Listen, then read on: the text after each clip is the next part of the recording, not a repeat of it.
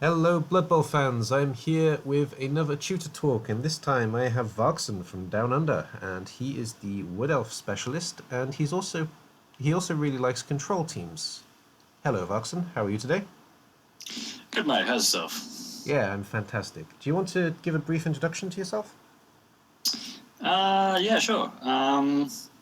I am Varksen. I play Wood Elves predominantly, but have recently started branching off into Nurgle and Khemri, really enjoying the controlling and bashing a little bit instead of being bashed on the regular, which is a bit of a refreshing change of pace. It makes a Yeah. difference. Yep. Yep. Okay, that's all good. So, how did you originally get into Blood Bowl? Were you first drawn to Blood Bowl 2, the original Blood Bowl game, Blood Bowl 1, or tabletop, or what? I think I picked up the first Blood Bowl in a Steam sale at one point, and I've always been a big fan of the Warhammer and Warhammer 40k universe. I started playing Warhammer 40k, I think, when I was like 12 or something.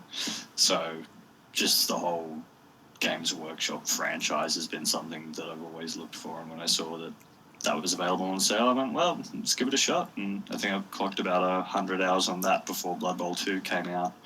And then I just transferred over. Okay, and did you play the multiplayer version of Blood Bowl 1 or just against the AI? I played the multiplayer version, but I would probably have been considered very bad at it. I see. And did you ever play the tabletop Blood Bowl? No. It's quite funny because I've been doing a bit of research into some of the other teams because I've been playing with you guys a bit more competitively, and I've come across quite a few guides and stuff that are related to the tabletop, and seeing them all have to move all the pieces themselves and count the squares on the boards. It all looks rather daunting than having a computer automatically do it for you. Yeah, I can see that actually. I have similar feelings about it actually when I'm looking at the tabletop. I used to play it, but I feel the same way. I'm looking at it and thinking, how the hell did I used to figure all this out? Yeah, So, seems like a lot more hard work. yeah, I'd agree. And did you like the original Blood Bowl? Because a lot of people obviously are quite negative towards it. Yeah, I don't know. To be entirely honest, I can't remember that much about it other than I think, did you get a blood letter on the Chaos team? On one I of don't them, know. yeah. Yeah, I remember that. That seemed to be a big deal. Yeah, it was very confusing, especially coming straight into the game and then seeing all these weird and wacky characters. And then it was a mashup of Gridiron as well. Being Australian, we don't have that, so it all kind of hit me rather quick and hard and fast, and I didn't get that much into it, I think, until Blood Bowl 2 came around, and it was a bit more of a leisurely pace into the game. That's fair. And you said that you played the old Warhammer games tabletop. This question isn't on the sheet. Is that how you got into Wood Elves, or was Wood Elves specifically a Blood Bowl thing? No, I never played Warhammer Fantasy. I never played Warhammer Oh, sorry. 40k. But as far as like I used to read the White Dwarf magazines all the time and stuff, and I think it was during one of the new re-releases of the Wood Elves when they got all the new miniatures out and everything. I thought to myself, if I was ever going to play Warhammer Fantasy, I'd want to play the Wood Elves. They look very, very cool. And then so when I started playing Blood Bowl 1 on computer and I saw that there was a Wood Elves, I was like, I had to read over them, and passing games seemed kind of cool. And then the figures themselves, and you got a tree, and it was ticking all the boxes. So I thought I'd give them a go. Yeah, you get a tree. That was all you needed to know, basically. Yeah. Yeah, exactly. Okay, that's cool. So what do you think is the? Oh, sorry. And what about Khemri? How did you get into Khemri? I forgot about Khemri. Yeah, those dudes. I think it was only recently when they actually came out in Blood Bowl 2 as the DLC, and it was either them or the Chaos Dwarves, and I really, really hate Chaos Dwarves. So I thought, well, let's give Khemri a try, and I read a bit about them, and they seem to be a bit more of a challenge by all accounts, and I kind of wanted a bit more of a challenge, and yeah, I really enjoy the difficulties and the freedom of having agility too.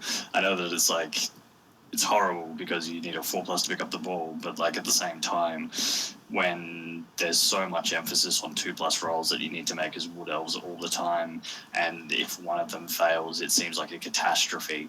But if you're playing Khemri, you can't really be all that upset when you fail a 4+ to pick up the ball, so you've got to plan accordingly for it. It makes the headspace a little bit different for it, I find. So yeah. Yeah, elves can be quite frustrating in that regard, whereas when a skeleton fumbles the ball, it's just funny. Yeah, exactly. Yeah, that's exactly why I play them too. And also, it looks good when you win. That's why I play stupid teams as well. Yeah. So making those 6+ passes is great. Yeah, or even just a 4+ pass and a 4+ catch is insane enough. But yeah.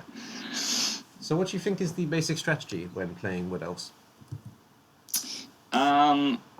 Obviously, as all the other coaches have said so far, it depends on who you're versing and all the rest of it. But I think there's probably two main play styles you can go for as the Wood Elves. You can go for an aggressive style or more of a conservative style.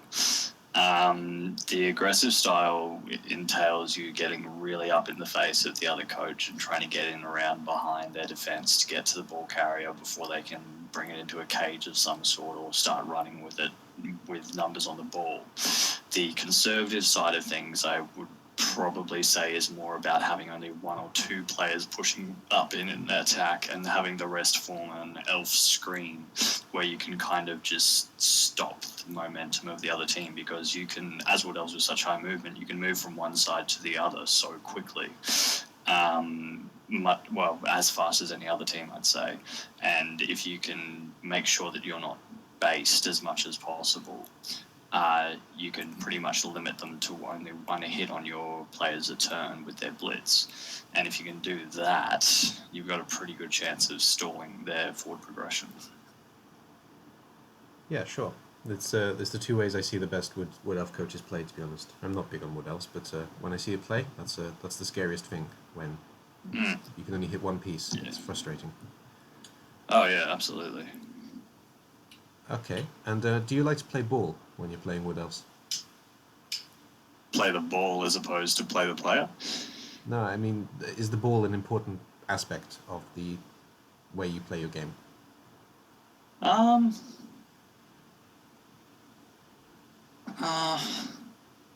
If it's there as an opportunity, yes. Okay. I think one of the main areas of it, it's hard to say, because I think if you get caught up in playing the ball too much, you leave your positioning too wide or too spread thin, and then the opponent can just be able to smash through really easy, set up a cage or a block at the end, and then it's really hard for you to get through a stalling grind of a half. One of the ways that I think is probably the easiest to get around that is, I've often seen it happen with Skaven, is that they'll try to keep the ball in the deep and then have one player as a link up to then run it through to another one and do the one turn from one end of the field to the other. But if you can make sure that you can take out the players in the middle of the field or the one that they've set up, and as long as you can see which one that is, then you can do a little bit of a screen in their half to then hopefully get onto them. It's always leaving it with a certain amount of risk, but I think if you can do that and then have one or two players in your own half still, you leave it in a pretty good position to put pressure on them to have to try to move the ball. So I don't know if it's necessarily about playing the ball as playing the positioning of where everyone else is. No, I'm glad you said that, actually. Oh, go on. Does that answer the question? Yeah, that answers the question. I'm glad you said that, actually, because I think personally that's the difference between, a Wood Elf coach who's pretty bad but doing well and a Wood Elf coach that's actually pretty good. They don't just go for the ball. It's a big mistake I see Wood Elf coaches making, actually. So I'm glad you said that, as our expert on Wood Elves. Hey, doing things right. And what about Khemri? The same question about basic strategy. Sorry. Good old Khemri. I'm still very new to them. I think I've probably done only maybe 100 hours. It's a bit rough to be trying to play expert, but from what I've learned so far, I'd probably say that it's really interesting because in attack, I find that you've got two ways that you can try to get it up the field. You can try to cage it and slowly bash up all the way, which with four strength five pieces is a lot easier than in some other places. But at the same time, there's this other little trick that I've used once or twice, which can be fun. If you can get a thrower up to the point where they can get Hail Mary pass, and then you can half push up one side with your Tomb Guardians pushing, and then they need to get a lot of pieces over to that side to cover it. Then you can switch back around the other side with your slightly faster skeletons, make a screen with the skeletons, put a couple skeletons just in front of the screen, and then Hail Mary pass the ball towards the end, so that then they're all caught up based with your Tomb Guardians, who they're going to have a harder trouble getting out of, while your Skellies are all in a position to try to run onto the ball, which is a bit of fun. Like, as opposed to just doing the bashy game, which is... It's hard to stop 4 strength 5 pieces, but if you've played Khemri a few times, you can develop skills pretty safely to try to work around it. And if you're not afraid of doing red die blocks when you have block, you can take them down. So Khemri coaches have got to be quite careful to just rely on the Tomb Guardians, I think. Yeah. You probably know that I'm quite a skeleton expert as well, and what you said actually about the fun bit, it is a very important tactic with skeletons. Passing into space is very good for any skeleton team, I find, especially against a slow opponent. Yeah, exactly. I mean, that technique, I wouldn't do it against everyone. Absolutely not. Like, if you're doing it against elves, you've got a real problem. Yeah, you're just giving them the ball. Yeah. Yeah, exactly. Okay. So do you think that Wood Elves are the best team you are at playing, or do you think out of all the teams, do you think there's a team that you're better at playing than Wood Elves? No, I'd probably say I'm best at Wood Elves. Okay. That's fair. We can move on from that then. Who do you think is the key piece in the Wood Elf team? Or do you think there's a weak link in the Wood Elf team?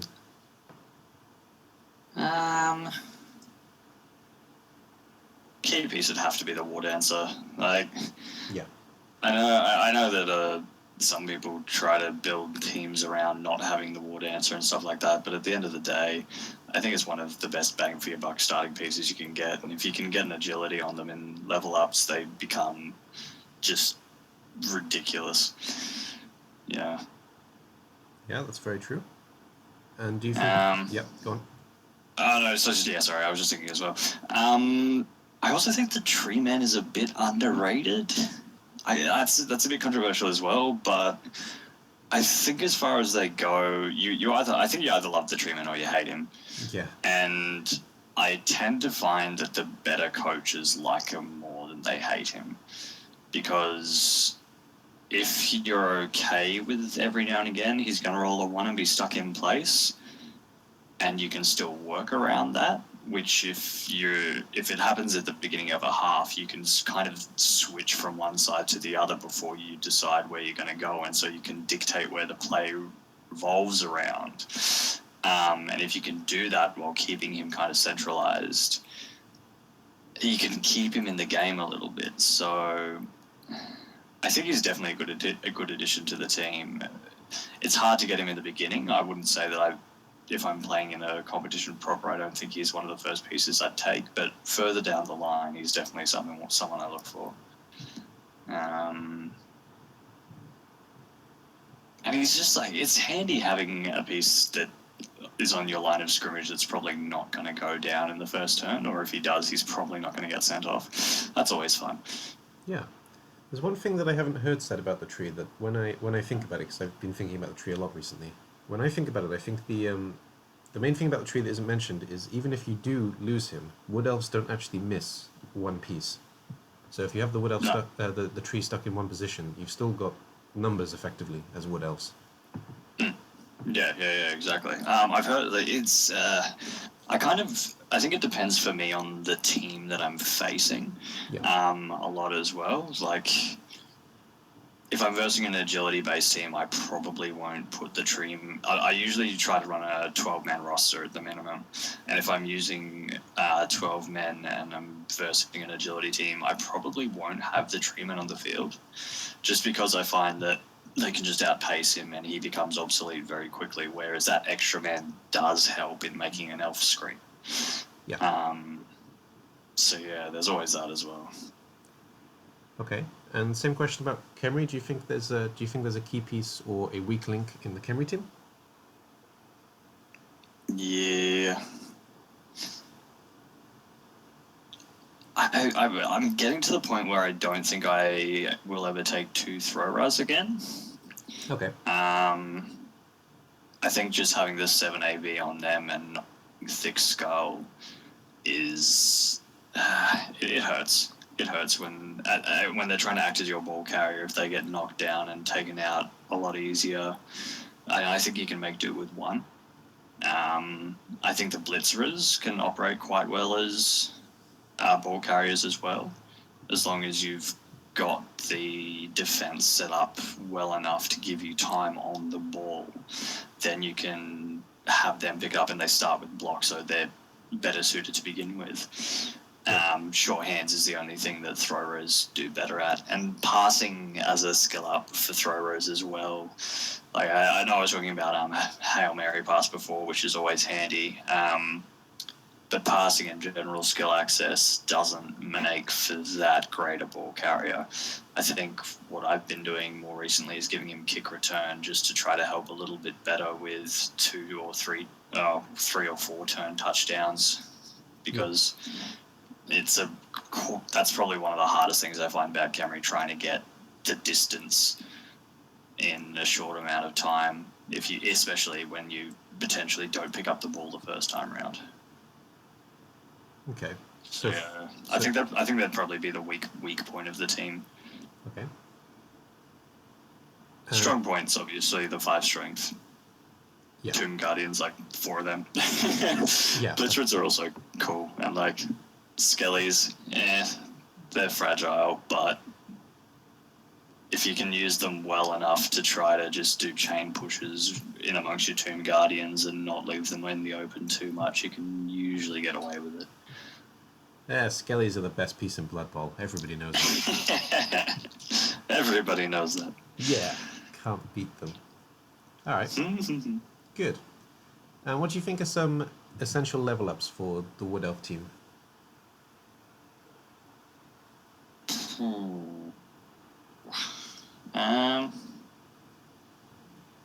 I think if you're going basic lineman, I might just try to remember to do a similar thing to what Zoro did, except not quite as nice. If you're going to go for lineman, their basic level up, I think dodge is pretty much what you want first up, just to be able to get those inbuilt rerolls. I think you need the first lineman level up you should get, depending on the league you're in. If you're in a bash heavy league, get kick every time. Even if you're not in a bash heavy league, probably get kick as well, because kick with Wood Elves is just so damn handy. Like, the amount of times it's enabled me to win games with Wood Elves is just obscene. For linemen on the line of scrimmage, I'd probably say dodge and then wrestle. If they get further enough, dodge, wrestle, sidestep. Taking wrestle over block, because if you get block, I tend to find they can throw another hit at you, but if you're on the ground already, well, wrestle doesn't do the armor break, so you're laughing. The other thing is, if you take them down with you, then the less pieces of theirs there are standing, the easier your job is. So that's just handy. Most of them don't live that long, though. Yeah. Catches are hard. I find catches one of the most versatile pieces that I use, because I usually try to set them up with specific roles. I'll usually try to make a poor man's war dancer, where I'll give them strip ball. I'll give them block because they start with catch and they start with dodge. So then I'll give them block. No, I'll give him wrestle, strip ball, dauntless, and then leap if he gets that far. So effectively, he's just trying to operate as a war dancer, but slightly worse off. Super handy with the extra movement as well, just for getting into places that the opponent doesn't want them to. Yeah. I've got one in my best Wood Elf team at the moment, actually, who was fortunate enough to get plus strength and +2 movement. So he's got sure feet now as well, because they start with sprint. So yeah, he's a one-turn touchdown machine. He's amazing. But yeah, I usually try to make a poor man's war dancer, and then depending on like how your team's going, of course, with monetary funds and how many players have died that you've had to replace, all the rest of it. The second one that I'll make, or yeah, it depends on the circumstance of the league that you're in. Yeah. But another kind of catcher that I'll try to make is it's kind of more for trying to deal with agility-based teams in terms of him sidestep, diving tackle, block. So he'll stay on his feet, but at the same time, he'll just be an annoyance for trying to hold up. I find him really handy against skinks, to be honest, because just with skinks or other stunty teams, just trying to keep them down when they've got 3+ dodges all over the place can be quite frustrating. Yeah, and then if you've got enough to get the third one, maybe just as a standard catcher. I'm not sure. I don't ever think you can really. If you're getting to the point where you're affording 3 catches, yeah, it's a whole other kettle of fish. Yeah, sure. That's fine. And then you've got the war dancers, and I usually try it. It's hard because it depends on them if you get doubles or if you get attributes. Because if you can get attributes on them, they just become phenomenal. You probably wouldn't worry about movement or armor, but if you get strength or agility, then they're just phenomenal. Agility means they can 2+ leap into cages or 2+ run circles around pretty much everything. And if you get a strength, then you're leaping in and doing, it's just silly the amount of carnage they can cause. If I get doubles on one of them, I'll usually give him my blow and use him as my blitzer pretty much every turn, just to try to keep the numbers on as equal grounds as possible, though with Wood Elves you're pretty much always going to be outnumbered. Try to keep one as the blitzer and one as the defender. So if you've got one war dancer that's acting as a cage breaker, then he's the one who I even give wrestle to him. Like, I'll give him strip ball and I'll give him wrestle, and I know they already come with block, but it just makes it better at trying to get the ball out of the ball carrier's hands. Though it is always risky jumping into a cage to then wrestle to the ground. It's a good way to lose your war dancer, so that's probably more in the aggressive style of approach as opposed to the conservative. But it's funny you talk about... Yeah, go on. No, sorry, you go. All right, well, it's funny you talk about wrestle, actually, because I think it's a skill that is completely underrated. I mean, when you've got a piece that is designed to take down the ball, you want wrestle, because you've got more chances of the ball going down. That's all it is. So even if a piece has block, it's a good level up. I'm sorry, carry on. No, I agree with you 100%. Agree with you, agree with me. I don't know. Anyway, I think it's one of the funniest things I find is running up, leaping into a cage, and then 2 red die blocking the ball carrier. I only ever do it if they don't have sure hands to begin with. And I don't know what the actual statistic is. I should probably look it up, but it's the amount of times that the opponent just laughs and then has the ball lost and then rage quits is quite hilarious, really, because they're like, you should have died there, and it's like, well, I didn't. Maybe, but it's still kind of funny. But yeah, that's leaning towards the aggressive style of play. And if you're playing aggressive style with Wood Elves, you can, I think, standard with a bit of luck, you can get 4 to 6 touchdowns in a game. Yeah, they're just very, very, very funny. I'd agree. It's one of the scariest things about, well, the two teams that are playing in the background, Skaven and Wood Elves. They can score like no other team can. So yeah, that's right. That's who I was playing against. I forgot about. Yeah. Yeah, that was an interesting game. And what about the tree? What do you normally give the tree? To be honest, if I'm on attack, I don't think I'd take the tree. Mm-hmm. Oh no, actually, that depends. If in level ups, yeah. Sorry. It's hard. I think there's only one team that I've gotten to the point where the tree's been super handy. And then he died, so I had to get another one, which was a bit unfortunate.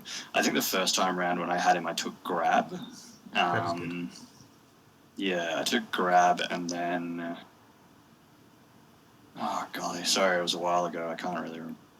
But I think if you're going with him, you'd go grab, just to be able to try for the one-turn touchdown a little bit easier.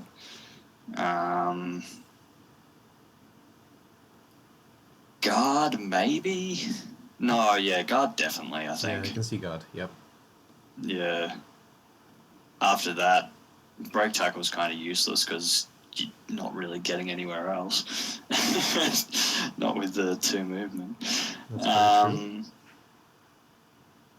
Yeah, I was really lucky on the last guy that I got because I got a strength upgrade on him, which, yes, of course, strength 7 sounds a little bit ridiculous, but I then gave him multi-block as well, so he's basically strength 5, dual blocking every turn, which is kind of funny when you're up on the line against Chaos Warriors. That's kind of insane, to be honest, but it's good insane. It's pretty funny. Okay, and there's a piece you haven't mentioned actually at all. What about a thrower? You don't use them? Yeah. No, I've got... The funny thing is that I'm groaning, but I've got one in my good Wood Elf team at the moment. I just think that for an extra 20,000 and all you get is pass skill upgrades and pass to start with, he's just not... I don't think you get that much more for him. I mean, you can get a cheap reroll, but if you're playing well enough, I don't think you need it. Like, I only usually run with 2 rerolls on my Wood Elf teams, and it can hurt you a little bit in the beginning, or if you get a bad string of luck, but at the same time, I think you need to embrace that if you're going to be a Wood Elf coach. If you're going to be any coach in Blood Bowl, but especially if you want to play Wood Elves, you need to be able to embrace bad luck spells. Yeah, sure. Okay, and do you want to talk about the skills on Khemri as well, or are you a little bit less familiar with it at the moment? As far as Khemri go, I think your thrower is probably your most adaptable piece in terms of what you give him. Sure. He's already starts with sure hand, so you can pick up the ball and run, and that's pretty much his one task in your first starting of the team. But then I think you can go with either leader to get the extra reroll, which I think is valid on that guy. And then you can go Hail Mary pass, you can go block to make him a little bit safer, you can go, I think kickoff return is really handy with him as well. I think you've got a little bit of versatility with him. Blitzers, I think you need to make one a killer as soon as possible. You need to... I think Khemri's main thing is you need to try to be advantageous in numbers as quickly as possible. So with Skellies, you go dirty player. With Blitzers, you go killers. And with Tomb Guardians, you go mighty blow. Because unless you have a number... especially because your skeletons are fragile and can break fairly easily. If you don't get a numbers superiority, then you can be in for a rough time. Yeah, sure. I think that's enough for Khemri, and that was good. That was good. So, I know you said this was one of the harder questions for you, but what do you think are some good matchups for Wood Elves? Good matchups for Wood Elves. I think, ironically enough, one of the best teams I find to fight against with Wood Elves is Khemri. Yeah, that makes a lot of sense. Because they're so slow, and you can just run circles around them if the Khemri coach doesn't know what he's doing, and a lot of them don't. Yeah, that's very true. Apart from Khemri, what else? It's hard because you pretty much get outbashed by everything. So I tend to find that my best games rely a lot on what the coach is like that I'm fighting against, in a way. Like, for instance, I think my highest win rate with Wood Elves is against Dwarves, but at the same time, my most brutal losses have been from Dwarves as well. Yes. So if you can get into the backfield of Dwarves, you can cause merry havoc, but at the same time, if they can get into a cage, you're not in for a good time. Yeah, I'm not sure. It's still a bit of a tricky one, I think, because Okay, and is there a team that you always dread when you see it and you think, oh no, not these, when you're playing as Wood Elves? Probably Dwarves. As Yeah. much as I just said that, I hate coming up against a good coach with Wood Elves, because especially in higher team value, because the first thing that they've gotten on all of their guys is guards. So you're leaping into a cage and you're doing it at least 2 red die blocks, or maybe 3 red die blocks, and then the next turn, if you go down, you're getting splattered on the ground, and it's just it's horrible. It's Horrible. a fun day. Yeah. And what about Khemri? Basic same question. Are there any good or bad matchups for Khemri? Skaven, I find really hard to deal with this Khemri. Yeah. Just because it doesn't. You don't have tackle. They can, especially low team value, they can get around you really easy. And even at high team value, you don't want to get Khemri to high team value. You want to try to sit in very low team value areas. So dealing with Skaven is a real problem. As far as being good against, I tend to find that you have to adapt the play style of Khemri to suit the team that you're versing. If they're a bash team, you cluster up closer and push up one side of the field, maybe zigzag through the middle to try to get to the other end. But if you're playing a more agility-based team, you need to play a more loosely spread field. So as far as being better or worse against some teams, I think they do better against maybe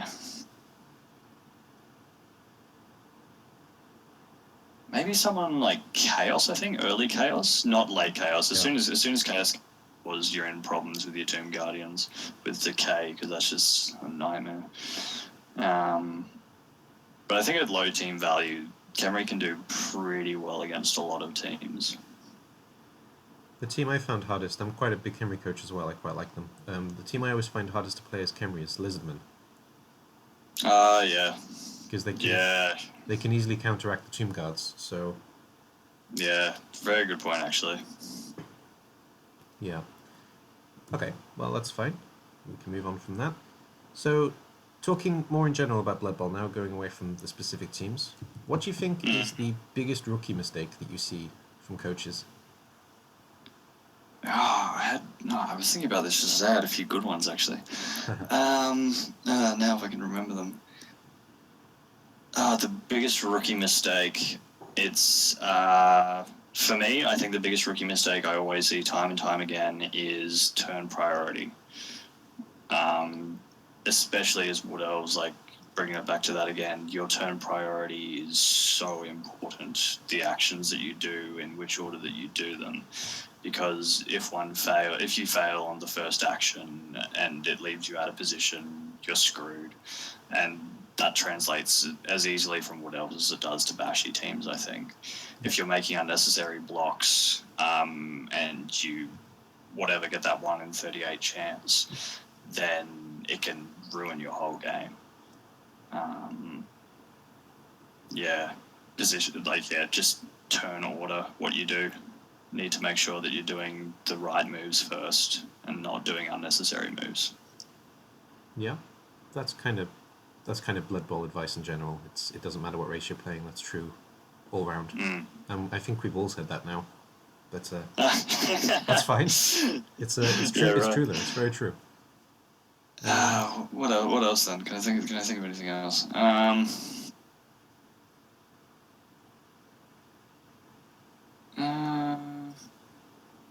I think positioning is another big one. Yeah. Whether it's positioning too far forward or not far forward enough, or just not counting the squares.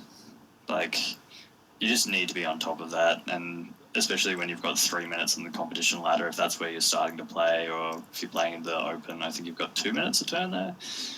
I think it's free as well. I may be wrong, but I think so. Even then, like, you just take your time, count the squares, make sure you're doing everything right, because it's very easy to make one mistake and for the whole thing to fail. Yeah. Like, I still make several mistakes in a game, and it's just, when I make a really bad one, it makes me mad, and when you're playing an hour and a half for a game, it's like, it can be really disappointing. Yeah, to be honest, so do yourself a favour, count your squares. Yeah, I agree. Actually, it's one of the worst things that can happen. Is I think when you get to the level when you're in the middle bit towards the advanced bit, you get annoyed at yourself. You don't get annoyed at the game. It's just like, why did I do that? Yeah. Yeah. It's to do with the GFIs as well. Yeah. I've seen a fair few rookie coaches taking GFIs as if they were part of the regular movement, where I think that you should only really be doing very minimum of those, or in the most dire circumstances. It just eats up rerolls like nothing else. Yeah, and I mean, even 2 dice are scary, and any dice you're rolling is a scary roll in Blood Bowl. Absolutely. So yeah, it's one of my main fears is playing Khemri. It's such a topsy-turvy up and down roller coaster of a game, because I try as much as possible to be able to get 2 assists on them to roll 3 dice, because I get scared half the time of rolling 2 dice, because it's just without block on them to start with, it's such a reality that they can go down. Yeah, and if they go down, you're in trouble. Exactly. Okay, and what basic piece of advice would you give to a new coach coming into Blood Bowl?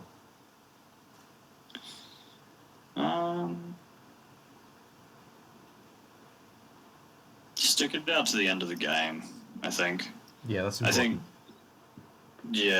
If one of the things that I was doing early on was I'd quit frequently, I'd concede frequently, and I think you become a better coach by sticking it out.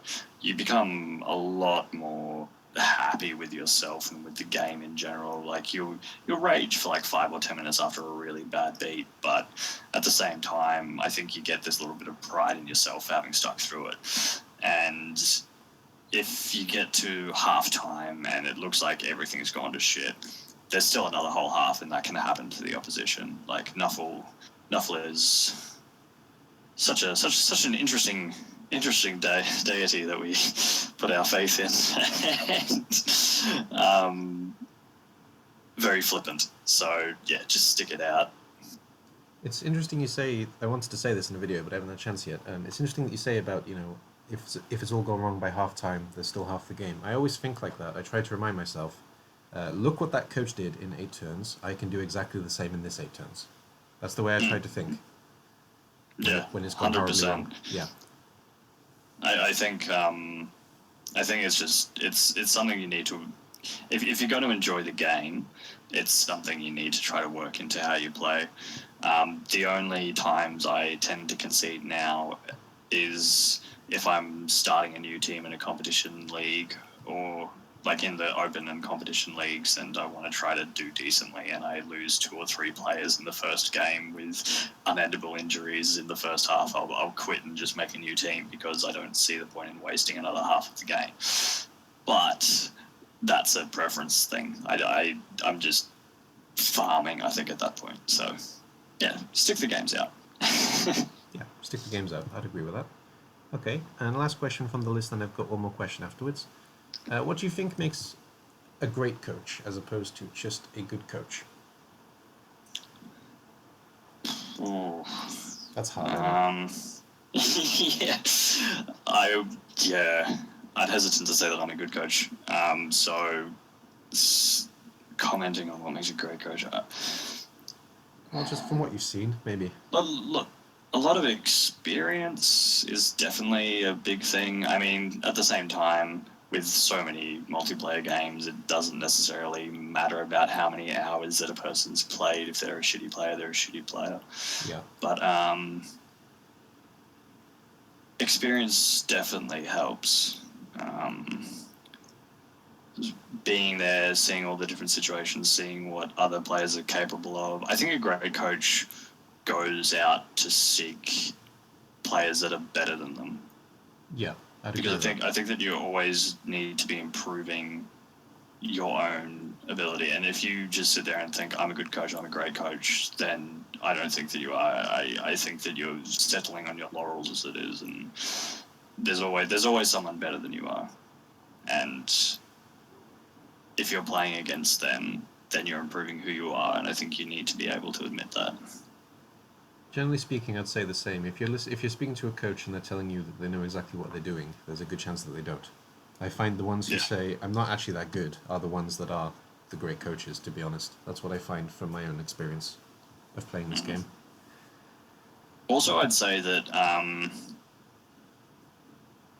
if you've played enough to have the experience that you have all the statistics in your head, then it's fine. But I think that if you're coming into the game fresh to become a good or great coach, you need to get the statistics down. It's a random number generated game, but you need to, and the dice will fuck you up and they will fuck you up regularly, but you still need to trust in the statistics from one hand to another. Yeah. It's what the game's based on. And so if you're just taking 2 dice blocks because you know that it's safer, but you don't know how much safer it is, you need to try to know how much safer it is. Need to be across all those things. Yeah, I'd half agree with that. I mean, I think that if you can do it by instinct, you're fine. But if you are a statistics I person, think that's what I mean more by if you've got the experience and you've played for a while and you know it already, then it is more of an instinctual thing, I think. Yeah. But if you're fresh into the game, I think you do need to be looking at getting across those boards sooner rather than later. Yeah. Okay. I just have one last question for you. The game is actually finished, so we will finish after this question, but I do want to ask it because it's been an interesting one so far. Have you had a look at the tutor lineup? Have you seen the 8 tutors? Yeah. Yep. have you been dreading this question? Have you? 2 parts to this question. Yep. Do you think that if you play Wood Elves, do you think that Wood Elves will have a good chance against the other races that you're up against? And do you think that the coach lineup, do you think there are any coaches that are going to be a big problem for you, basically? I think I've played the majority of the coaches except for Mint. I think I've played one game with Smocko and a couple with everyone else. I haven't won a game against Undo, sorry. So as Dark Elves, he's just a maniac. Like I played many games against Ugg, and he's ridiculous with Skaven as well. So that's always going to be challenging. And the rest of Bashi teams, pretty much. So all with very good coaches. It's none of it's going to be easy. I heard that yourself, you play Orcs traditionally, and that's the team that you're best at. So I'm looking forward to that beating as well. It's going to be it's going to be interesting. It's going to be fun. Yeah, I was actually waiting for a chance to bring out Orcs, basically, because I used to play Orcs a lot, and I've played Orcs in a lot of Champs Leagues, but I don't play in ICBBL with Orcs at all, really, so nobody knows me as an Orc coach, so I'm hoping I can come out and really take charge, but we'll see. Yeah, I was definitely watching the game in the background as you were doing the interview with Fallen. It's quite startling. It was, yeah, it's fun to watch. Okay, well that's good. Well, I think that's all we have then. So, Varksen, I will thank you very much for joining me in this interview and taking the time out of your busy day. Pleasure as always. That's good to hear. And I will just say goodbye to the crowd, and I'll keep you here and talk to you for a minute if that's okay. No worries. So, anybody who has been watching up to this point, thank you very much. If you do want to talk to any of the tutors that you've heard so far, myself, Varksen, Urban Zorro, Undo, or Fallen Glory, come join us in ICBBL, say hi, ask your questions. None of us bite, most of the time, so no big deal. Have good fun on the pitch, learn from your mistakes, that's a very important thing, and we'll see you all soon. Bye bye for now.